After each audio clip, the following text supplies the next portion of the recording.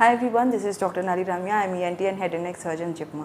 And ఇవాళ discuss చేసుకోబోతున్న topic most common topic. ఎందుకంటే ఇది about 60% of world population face చేసింది, మోర్ దాన్ 50 మాట. అండ్ 10% మంది గ్యారంటీ ఎమర్జెన్సీకి వెళ్ళుంటారు. ఎందుకు ఇది అంత ఇంపార్టెంట్? ఎందుకంటే హై పాపులేషన్ ఎక్కువ మంది ఇన్వాల్వ్ అయ్యి ఉన్నారు కాబట్టి, దీంతో సఫర్ అయ్యి ఉన్నారు కాబట్టి. ఇది నేసల్ బ్లీడింగ్.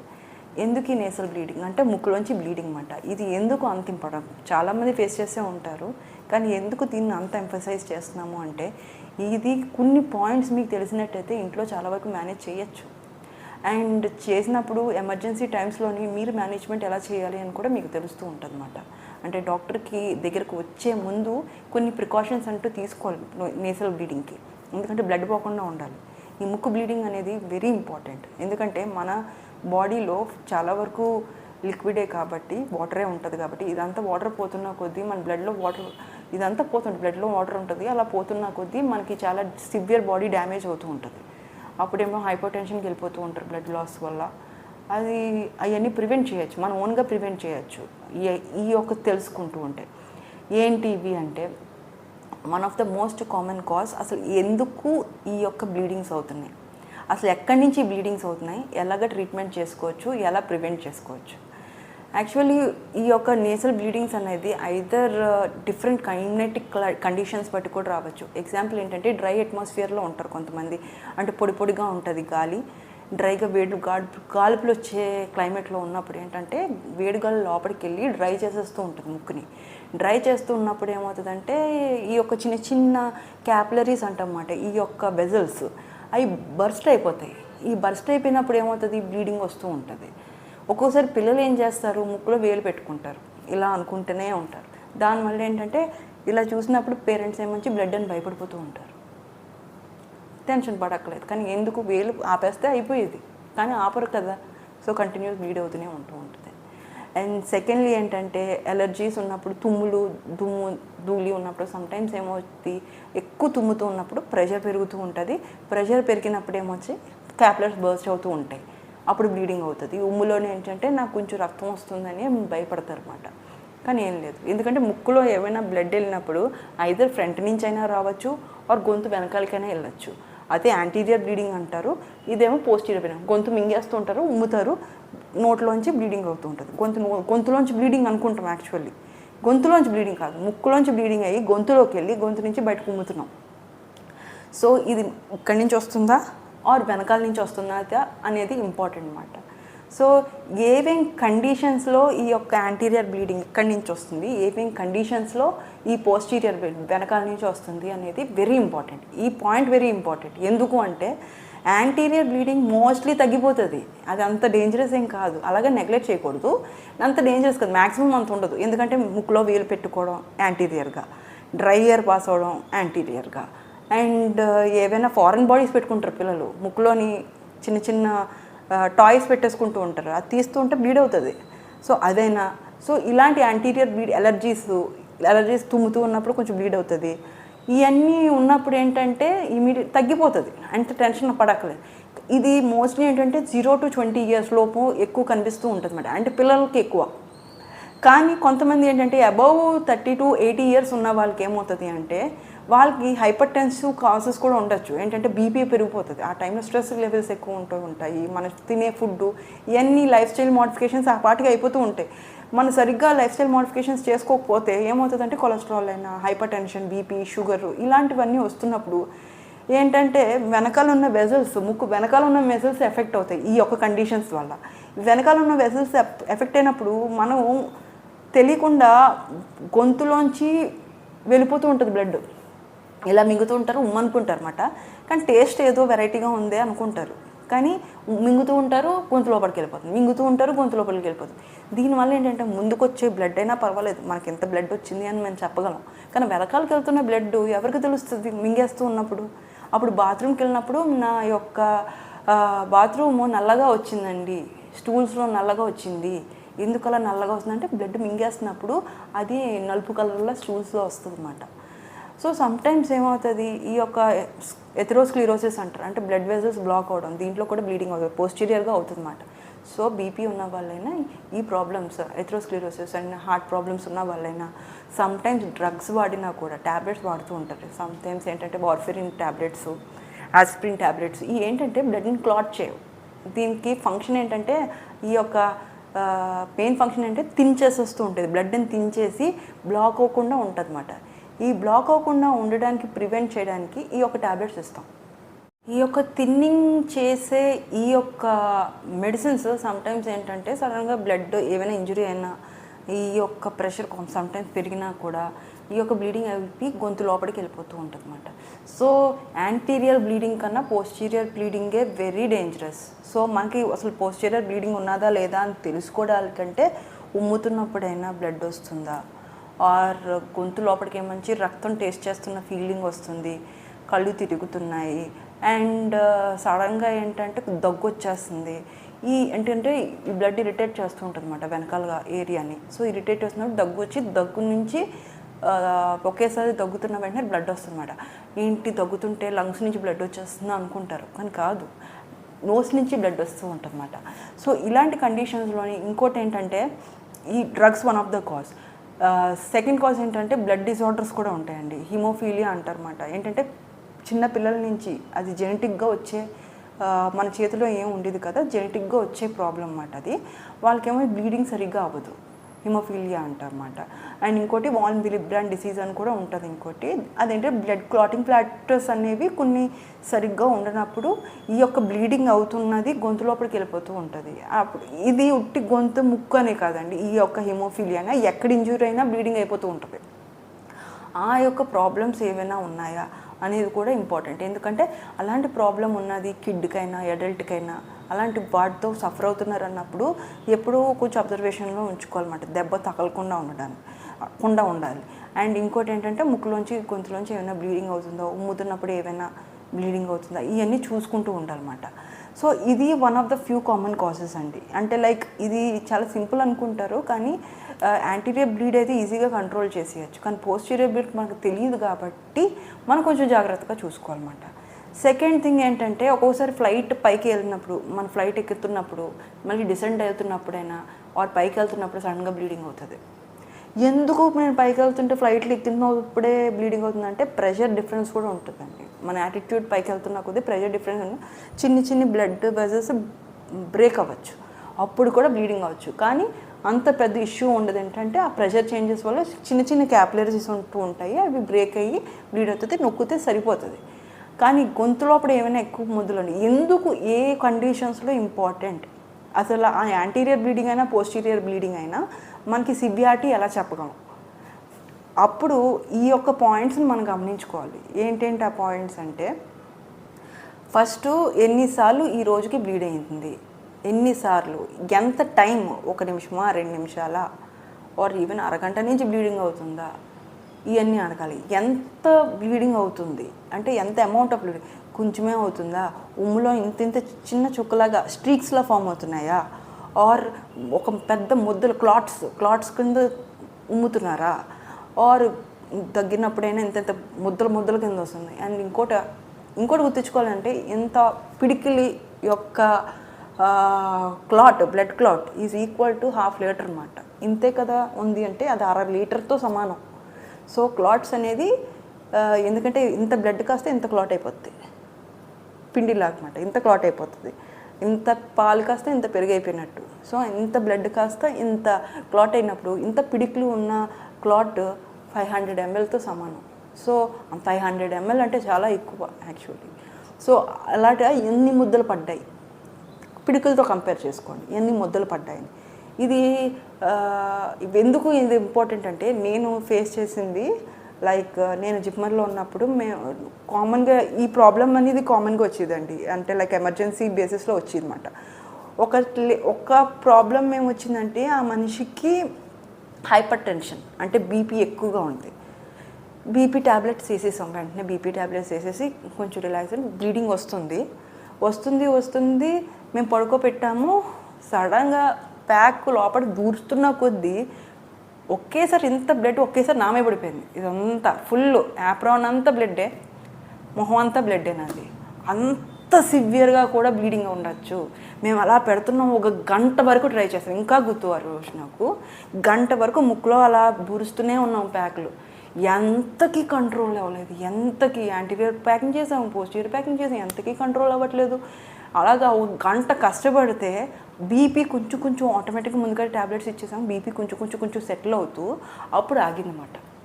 సో ఇంత బ్లీడింగ్ అయినప్పుడు, ఇంత బ్లీడింగ్ కొంచెం బ్లీడింగ్ అయినా మనిషి చనిపోవచ్చు. సో బ్లీడింగ్ అనేది అంత జాగ్రత్తగా కూడా ఉంటుంది, అంత ఎక్కువగా అగ్రెసివ్గా కూడా ఉంటుంది. ఇంకో పేషెంట్ ఉన్నారండి, ఆయన వెనకాల ఈ యొక్క బ్లీడింగ్ అవుతుందని తెలియదు అన్నమాట. ఒకేసారి తగ్గినప్పుడు ఇంత క్లాట్ పడింది. సో ఏమైంది అనుకుంటూ గొంతు లోపల చూస్తుంటే ఇంత క్లాట్ వేలాడుతూ ఉందన్నమాట లోపల. ఏమైందండి, మీకు ఏమైనా ప్రాబ్లం ఏమైనా ఉందా ముందు నుంచి ఇలాగ ఏమైనా అంటే, మేము ట్యాబ్లెట్స్ వేసుకుంటున్నాం అన్నమాట. ఈ ట్యాబ్లెట్స్ వేసుకుంటున్న దగ్గర నుంచి నాకు ముద్దలుగా క్లాట్స్ పడుతుందండి. సో ఈ క్లాట్స్ పడుతుంది, ఏం చేయాలో నాకు తెలియట్లేదు, ఉమ్మేస్తున్నాను అని చెప్పి. అలా ఎన్ని రోజుల నుంచి మీరు ఉమ్ముతున్నారండి ఈ క్లాట్స్ అంటే, గత వారం నుంచి అలా ముద్దలు కింద వస్తున్నాయి, ఆయన ఉమ్ముతూనే ఉన్నారు. సడన్గా ఒక పెద్ద ముద్ద వచ్చిన వెంటనే భయపడిపోయారు. ఆయన వచ్చి క్యాజువాలిటీ దగ్గరికి వచ్చారు. సో ఎన్ని క్లాట్స్ కంప్లీట్ ఈజీగా 1 లీటర్ పోయిందండి, ఒక వారంలో గ్యారంటీ 1 లీటర్ పోయింది. అంతా అంటే ఫొటోస్ చూసినప్పుడు అర్థమైందన్నమాట. ఫొటోస్ ఇంత మొదలు ఆయన బాగానే మేనేజ్ చేసుకోగలిగారు 1 వీక్ వరకు. కానీ గ్రేట్, అది నిజంగా చెప్పాలంటే గ్రేట్. కానీ అది నెగ్లిజెన్సీ కూడా కొంచెం, ఎందుకంటే ఒకసారి చేసిన వెంటనే వచ్చేయాలి. సో ఇంకోసారి ఏంటంటే, పిల్లలు ముక్కులో చాలా పెట్టేసుకుంటూ ఉంటారు, షార్ప్ ఆబ్జెక్ట్స్ పెట్టుకుంటూ ఉంటారు. ఆబ్జెక్ట్స్లో కూడా డిఫరెంట్ రకాలు ఉంటాయండి, ఎసిడిక్ ఆబ్జెక్ట్స్ అంటూ కూడా ఉంటాయి. ఈ బ్యాటరీలు ఇవన్నీ ఉంటాయి చూసారా, ఈ బ్యాటరీలు చిన్న బ్యాటరీస్ లోపల ముక్కులో పెట్టేసుకున్నప్పుడు మొత్తం అంతా చుట్టూ ఉన్న ఏరియా అంతా తినేస్తుంది ఆ యాసిడ్. అప్పుడు ఏంటంటే లోపల ఉన్నాయని తెలియదు మనకి, తినేస్తూ ఉంటుంది, బ్లీడింగ్ అవుతూ ఉంటుంది, తినేస్తూ ఉంటుంది, బ్లీడింగ్, ముక్కులో చీవుడు కూడా రావచ్చు, దాంతోపాటు బ్లీడింగ్ అయిపోతూ ఉంటుంది. అప్పుడు ఏంటంటే యాసిడ్ ఉన్న ఒక ఆబ్జెక్ట్స్ చాలా జాగ్రత్తగా ఉండాలి, ఎందుకంటే మూసిపోతుంది, మూసిపోతూ హీల్ అవుతుంది అన్నమాట. సో ఈ యొక్క ఫారెన్ బాడీస్ ముక్కులో పెట్టుకున్నారా లేదా, మోస్ట్లీ పిల్లలు ముక్కులో చాలా పెట్టేసుకుంటూ, చెవులు చాలా పెట్టేసుకుంటూ ఉంటారండి.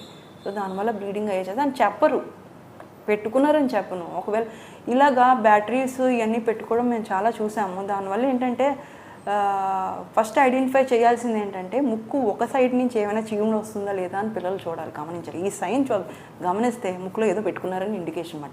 ఒకవైపు నుంచే చీముడు వస్తుంది, ఒకవైపు నుంచే రక్తం వస్తుంది, ఒకవైపే ఎక్కడ పెట్టుకున్నారంటే ఆ వైపు నుంచే వస్తూ ఉంటుంది అన్నమాట. 2 వైపు నుంచి పెట్టుకుంటే మరి వస్తూ ఉంటుంది, 2 వైపుల నుంచి కూడా. కానీ మ్యాక్సిమం ఏంటంటే 90% పిల్లలు ఒకవైపే పెట్టుకుంటారు అండ్ చెప్పరు. సో ఇలాంటి కండిషన్ ఇంత చిన్న దాని దగ్గర నుంచి డిఫరెంట్ కాజెస్ ఆఫ్ బ్లీడింగ్ ఉంటాయన్నమాట. ఒక్కోసారి ఏమవుతుందంటేనండి, ఇన్ఫెక్షన్స్ వల్ల కూడా బ్లీడింగ్ రావచ్చు. అంటే దగ్గుతున్నారు, చీముడు కూడా వస్తూ ఉంటుంది కదా, ఎక్కువ చీముడు వచ్చినప్పుడైనా ఏమైనా ఒక్కోసారి ఏంటంటే ఫంగల్ ఇన్ఫెక్షన్స్ అయినా రావచ్చు ముక్కులోని. కొంత ఏంటంటే రైనోస్పోరిడియోసిస్ అనే ఇన్ఫెక్షన్ రావచ్చు. ఇంకోటి మ్యూకర్మైకోసిస్ అని కోవిడ్ పీరియడ్లో ఎక్కువ చూసాం మనం. సో ఇలాంటి కండిషన్స్లో కూడా మనకి బ్లీడింగ్ రావచ్చు. సో ఇన్ఫెక్షన్స్ ఉన్నా కూడా కొంచెం బ్లీడింగ్ వస్తూ ఉంటుంది అన్నమాట. సో ఒకసారి ఏంటంటే ఫ్యూమ్స్, మనం కొంతమంది ఏంటంటే ఫార్మాస్యూటికల్ కంపెనీస్లో పనిచేస్తూ ఉంటారు, ఆర్ ఫ్యూమ్స్ ఉన్న ఆర్ ఇన్సెక్టిసైడ్స్ ఇలాంటి పెస్టిసైడ్స్ వాడుతున్న ప్లేసెస్లో పనిచేస్తున్నప్పుడు ఇది కూడా ఇరిటేట్ చేసి ముక్కుని, అప్పుడు కూడా బ్లీడింగ్ అవ్వచ్చు అన్నమాట. సో ఇలాంటి ఆక్యుపేషనల్ హజార్డ్స్ వల్ల కూడా బ్లీడింగ్ రావచ్చు. సో అప్పుడు మనం ఏం చేయాలంటే, లైక్ ఎక్కువ బ్లీడింగ్ అవుతుంటే అది ఒక ఆల్టర్నేటివ్ చూసుకోవాలి మరి, ఆర్ ప్రొటెక్టివ్ ఫేస్కి ఏమైనా మొత్తం ప్రొటెక్టివ్ వే వేసుకొని ఆక్యుపేషన్ చేయాలి. సో వీటి వల్ల కాజ్ అవుతున్నాయి అని చెప్తున్నాం. మరి దీనివల్ల ఎలా ప్రివెంట్ చేయొచ్చు? మల్టిపుల్ వేస్ ఉన్నాయండి ప్రివెంట్ చేయడానికి. కానీ మనకి ఒకవేళ ఇంట్లో వచ్చింది అనుకోండి, ఇంట్లో వచ్చినప్పుడు ఎలా ప్రివెంట్ చేయొచ్చు? మనం ఫస్ట్ ఏం చేయాలంటే, ఒకవేళ బ్లీడింగ్ వస్తున్నది అంటే గుడ్డ ముక్కులో కుక్కియాలి. గుడ్డ ముక్కులో ఆ బ్లీడింగ్ ఉన్నదంటే, అంటే కుక్కీయడం అంటే గట్టి కుక్కీమని కాదండి, ఏంటంటే లోపల స్లోగా పెట్టి ఓ 4 స్టెప్స్ లోపల బ్లీడింగ్ని ఆపాలన్నమాట. సో గొంతు లోపల చూడాలన్నమాట. ఒక ఏమైనా స్పూన్తోనైనా ఇలా చూసి ఏమైనా బ్లీడింగ్ వస్తుందా, ఒకవేళ కొంచెం బ్లీడింగ్ అవుతున్నప్పుడు కొంచెం వాటర్ కొంచెం ఇచ్చి గడగడలాడించి కొంచెం ఉమ్మేసిన తర్వాత మళ్ళీ చూడండి ఏమైనా బ్లీడింగ్ అవుతుందా. ఎందుకంటే అది పోస్టీరియర్ బ్లీడింగ్ అంటారు. ఈ బ్లీడింగ్ అవుతున్నది ఇంకా కంటిన్యూ అవుతుంది అంటే మనిషిని ఎదుర్కొండే ఇలాగా పడుకోబెట్టకూడదు. ఇప్పుడు బ్లీడింగ్ వచ్చినప్పుడు పడుకోబెట్టకూడదు, ఫస్ట్ చేసే తప్పు ఏంటంటే బ్లీడింగ్ వచ్చినప్పుడు పడుకోబెడతారు. బ్లీడింగ్ వచ్చినప్పుడు కూర్చోబెట్టి ఇలా ఉండాలన్నమాట. ఫ్రంట్కి ఫార్వర్డ్గా బెండ్ అయ్యి, ఇలా ఫార్వర్డ్ బెండ్ అయ్యి ముక్కు వెనకాల నుంచి కూడా ముందుకు బ్లీడింగ్ వచ్చేస్తుంది అనమాట. అంటే వెనకాలకి వెళ్ళకూడదు. అప్పుడు ఎంత బ్లీడ్ అవుతుందో తెలుస్తుంది మనకి, ఎంత అమౌంట్ ఆఫ్ బ్లీడింగ్ వస్తుందో. ఈలోపు మనం ప్యాక్ పెడతాం కాదని చెప్పాం, కానీ గొంతు ఫ్రంట్ బెండ్ అవడం అనేది ఇంపార్టెంట్. సమ్టైమ్స్ ఏంటంటే ముక్కు మీద ఐస్ పెడి కూడా పెట్టమని చెప్తామన్నమాట. ఎందుకంటే దెబ్బ తగిలిన ఇలాంటి బ్లీడింగ్ క్యాపిలరీస్ కదండి, చిన్న చిన్న రక్తనాళాలు అవి. ఈ క్యాపిలరీస్ ఏంటంటే మనం ప్రివెంట్ చేయడానికి, ఓపెన్గా ఉండడానికి ఈ ఐస్ పెడితే క్లోజ్ అయిపోతాయి అన్నమాట. వెంటనే క్లోజ్ అయిపోయినప్పుడు ఏమవుతుంది, వెంటనే ఈ యొక్క బ్లడ్ వెజల్స్ క్లోజ్ అయ్యి బ్లడ్ని ఆపేస్తూ ఉంటుంది అన్నమాట. అందుకని ఐస్ పెట్టమంటూ ఉంటాం. సో ముక్కు ప్యాక్ చేసి ఐస్ పెట్టి ఫ్రంట్కి ముందు ఉండి అప్పుడు హాస్పిటల్కి తేవాలి. పడుకోబెట్టి మాత్రం హాస్పిటల్కి తేకూడదు. అండ్ సెకండ్ థింగ్ ఏంటంటే, ఒకవేళ డాక్టర్ గారు చూస్తారు, ఒకవేళ యాంటీరియర్ ప్యాకింగ్ చేయాలంటే యాంటీరియర్ ప్యాకింగ్ చేసేస్తారు. పోస్టీరియర్ ప్యాకింగ్ ఏంటంటే బెలూన్స్లో ఉంటాయన్నమాట. ఆటోమేటిక్గా ఫోలీస్ క్యాథెటర్, ఈ క్యాథెటర్స్ పెడతారు కదండి యూరిన్కి, అదే క్యాథెటర్ దీనికి కూడా యూస్ చేయొచ్చు. సో గొంతు లోపలికి ఇలా పెట్టి తీసి కడతాం అన్నమాట. ఇక్కడ దాంట్లో వాటర్ నింపి గొంతు లోపల పెట్టి ఇలా లాగుతాం, అంటే వెనకాల ఉన్న బ్లీడింగ్ కంట్రోల్ అవ్వకుండా. సో క్యాథెటర్ ముక్కులోంచి ఇలా పెట్టి గొంతు లోపలికి పెట్టి అప్పుడు వాటర్ ఇంజెక్ట్ చేసి ఆ క్యాథెటర్లో అది బెలూన్లో బల్జ్ అవుతుంది. అప్పుడు ఇలా లాగుతాం అన్నమాట. ఇక్కడి నుంచి లాగిన తర్వాత వెనకాల బ్లీడింగ్ కంట్రోల్ చేస్తాం అన్నమాట. అది దాంతోపాటు యాంటీరియర్ ప్యాకింగ్ చేస్తూ ఉంటాం. ఈ రెండు చేసిన తర్వాత పేషెంట్ని తెస్తాం అన్నమాట. బాగానే ఉన్నారు, లేదు ప్యాక్ అయిపోయింది, ఒక రోజు పెడతాం, రెండో స్లోగా తీసి చూస్తాం అన్నమాట. ఏమైనా బాగానే ఉన్నారా, ఓకే ఫైన్, ట్యాబ్లెట్స్ ఇస్తాం క్లాటింగ్కి, ఇవన్నీ చేస్తాం. అయిన తర్వాత లేదు ఇంకా బ్లీడ్ అవుతుంది, తీసిన వెంటనే మళ్ళీ స్టార్ట్ అయిపోయింది బ్లీడింగ్. స్టార్ట్ అవుతున్నది అంటే వెంటనే ఆపరేషన్ థియేటర్కి తీసుకెళ్తామండి. ఆపరేషన్ థియేటర్లో తీసుకెళ్ళి కాటరైజేషన్ అనేది ప్రొసీజర్ ఉంటుందన్నమాట. అంటే లైక్ అది ఎలక్ట్రిక్ కాటరైజేషన్, అంటే ఎలక్ట్రిసిటీ కొంచెం చిన్నగా, అంటే అక్కడ ఆ ఏరియాలోని ఎనస్థీషియా ఇచ్చి, పేషెంట్కి ఎనస్థీషియా ఇచ్చి పడుకోబెట్టి ఆ ఏరియాని కొంచెం కాటరైజేషన్ చేస్తాం. ఇంకోటి కెమికల్ కాటరైజేషన్ అని కూడా ఉంటుంది. ఏంటంటే మెడిసిన్ ఇస్తాం. ఆ చిన్న మెడిసిన్ నైట్రేట్స్ అని ఉంటుంది, చిన్నది సిల్వర్ నైట్రేట్ అని ఉంటుంది. అది కాటన్లో పెట్టి ఇక్కడ పెట్టి కొంచెం మాడుస్తాం అన్నమాట. సో దట్ అక్కడ ఆ యొక్క వెజల్ బ్లాక్ అయిపోతుంది. సో అది కూడా అవ్వలేదు, బ్లీడింగ్ ఆగట్లేదు. ఇది ఆపరేషన్ థియేటర్లోనే తెలుస్తుంది, నార్మల్గా తెలియదు. Are chemical cauterisation even OP procedure కూడా చేయొచ్చండి, ప్రాబ్లం ఇంకా. కానీ దీని మించి వెళ్తున్నది అనుకోండి, అది కంపల్సరీ ఎమర్జెన్సీయే, మెడికల్ ఎమర్జెన్సీయే, కంపల్సరీ ఆపరేషన్ థియేటర్లోనే చేయాలి. సో ఇంకోటి ఆపరేషన్ థియేటర్లో చేయాలంటే సమ్టైమ్స్ బ్లీడింగ్ అవుతున్నప్పుడు ఫారెన్ బాడీ మరీ లోపలికి వెళ్ళిపోతూ ఉంటుంది. లోపలికి వెళ్తున్నప్పుడు ఆపరేషన్ ఎనస్థీషియాని గొంతులోని ఇంజుబేట్ చేసి లోపలి నుంచి తీస్తాం అన్నమాట. సమ్టైమ్స్ ఏమవుతుంది, ఇవన్నీ చేస్తున్నాం బాగానే ఉంది, కానీ బ్లీడింగ్ ఆగట్లేదు, ఎంత చేసినా బ్లీడింగ్ ఆగట్లేదు. అప్పుడు ఏం చేస్తాము అంటే, ఇక్కడ కట్ చేసి మనం, అంటే డాక్టర్స్ చేస్తారండి, ఇది లైగేషన్ అని చేస్తాం అన్నమాట. ఏంటి అంటే, ఇక్కడ ఉన్న రక్తం ఎక్కడికి సప్లై చేస్తుంది, ఇక్కడ ఫేస్కి, అది లైగేచర్ చేసి కట్టేస్తాం. ఆ ఏరియాకి బ్లడ్ సప్లై లేకుండా చేస్తాం అన్నమాట. ఆ ఏరియాకి బ్లడ్ సప్లై లేకపోతే ఇక్కడ బ్లడ్, ఇక్కడ ట్యాప్ ఆపేస్తున్నాం, ఇక్కడ వాటర్ రాదు. సేమ్ ఇక్కడ బ్లడ్ ఆపేస్తున్నాం, ఇక్కడ బ్లీడింగ్ రాదు. సో అది లైగేషన్ అంటారన్నమాట. ఇది ఆపరేషన్ థియేటర్లోని ఇక్కడ కట్ చేస్తాం. బ్లడ్ వెజల్స్ ఐడెంటిఫై చేసి ఎక్కడ ఏ వెజల్ వెళ్తుంది, వీనసా ఆర్టీరియల్, ఏది చూస్తాం. సో ఏది చూసి అప్పుడు లైగేషన్ చేస్తాం అన్నమాట. సమ్టైమ్స్ ఎంబోలైజేషన్ అని చేస్తారండి, రేడియాలజిస్ట్తో కలిపి చేస్తామండి. ఇది ఒక్కటి ఏంటంటే, ఆపరేషన్ థియేటర్లో తీసుకెళ్ళి పేషెంట్ని రేడియాలజిస్ట్తోని డిస్కస్ చేసి ఈ బ్లీడింగ్ ఎలా అవుతుంది అని, అప్పుడు రేడియాలజిస్ట్ ఏం చేస్తారంటే, ఎంబల్ అంటే కెమికల్ ఇంజెక్ట్ చేసి దాంట్లోని ఆ యొక్క వెజల్లోని పంపిస్తారన్నమాట. అది కొంచెం రేడియాలజిస్ట్ హెల్ప్తో చేస్తారు. ఏంటంటే ఇన్వేజివ్ సిటీ స్కాన్స్, ఎంఆర్ఐ చేస్తారు కదా, ఎక్కడ బ్లీడింగ్ అవుతుంది అని చూసి ఇద్దరు డాక్టర్స్ కలిపి చేస్తూ ఉంటారన్నమాట. సో ఈ యొక్క procedures different ways of management, చిన్న దాని నుంచి ఇంత ఎక్స్ట్రీమ్ లెవెల్స్ ఆఫ్ ఆపరేషన్ చేసే వరకు వెళ్తుంది అనమాట నేసల్ బ్లీడింగ్. సో చిన్నవైతే ఈజీగా మేనేజ్ చేయొచ్చు, పెద్దవైతే నెగ్లెక్ట్ చేయకండి. ఎందుకు నెగ్లెక్ట్ చేయకుండా ఉంటుంది అంటే, మన బాడీలోని బ్లడ్ చాలా important. Most of the part is బ్లడ్డే, most of the part is వాటరే. ఈ వాటరే పోయినప్పుడు మనం డిహైడ్రేట్ అయిపోతే డిఫరెంట్ ప్రాబ్లమ్స్ వస్తూ ఉంటాయి.